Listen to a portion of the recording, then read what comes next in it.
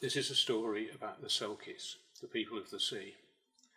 It was told by Thomas Charleson in the middle of the last century on the island of Papa Stour in Shetland. But I've read a version of this story that was printed in 1822, so it's at least 200 years old. I think it's much older than that.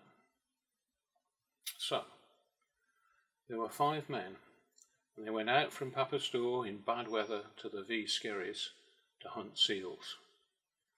Now the Selchies are just rocks surrounded by rough sea, and it's difficult to get ashore and it's difficult to get off again, and there's nowhere you can haul up a boat.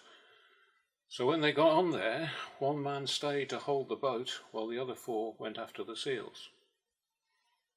And they clubbed a good few, and they skinned them, and they took the blubber, and they brought them back to the boat and loaded up as fast as they could because the weather was getting worse and worse. And just as they were about to leave, a great wave came in and lifted the boat and took it out into the sea. Well, the 4 of them were on the boat, but the one who'd been holding the boat was left there on the rocks. And they rowed as hard as they could to get back close enough for him to jump aboard, but they couldn't manage. The wind and the waves were against them. And they were in danger themselves because of the storm, so they went back to Papa Stour and left him on the rock. Well, he was afraid, and the storm got worse and worse. He was afraid that the waves would wash him clean off the skerry, so he got down amongst the rocks as well as he could. As evening came on, more and more of the seals came back to the rocks, and above the sound of the wind he could hear them moaning and keening. And as he listened, he realised that this was the voice of the Selchies, and they were singing a lament, and he could make out the words.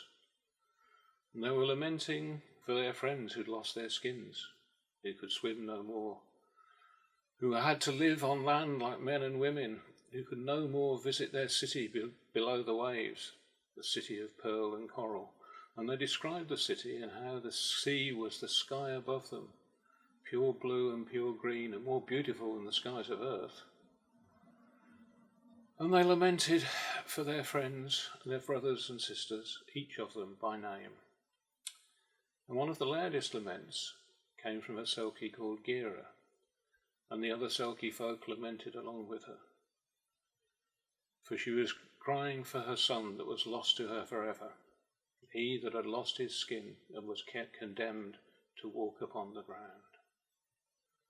And his name, as they sang it, was Hansi.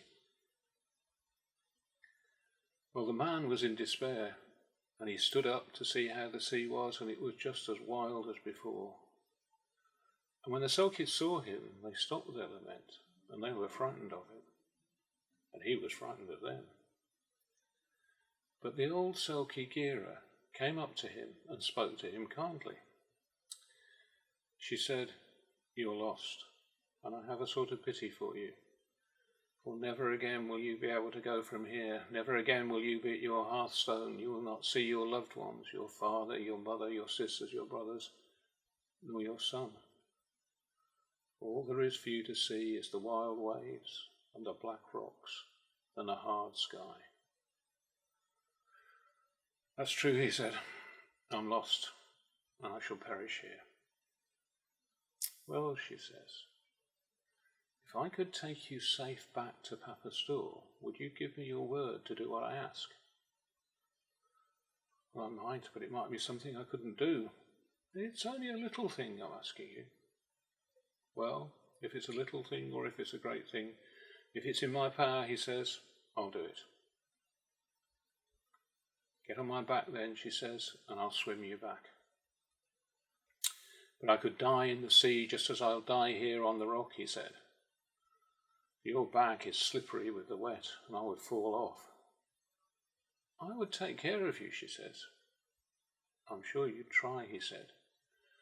"But if I should drown in the water, if the sea is too strong for you, if the wind blows me down off your back, will you tell me what it is that I must do?" "I'll tell you," she says. "Look around you at these selkie men standing naked on the rock. Which of them is the fairest, would you say?"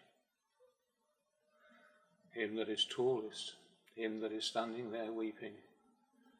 him with the black hair and the white skin and the red lips and the sorrow of exile in his eye. He's the tallest and the strongest. Yes, she says, he is my son, and his name is Hansi. And he is weeping because never again will he be at his own hearthstone.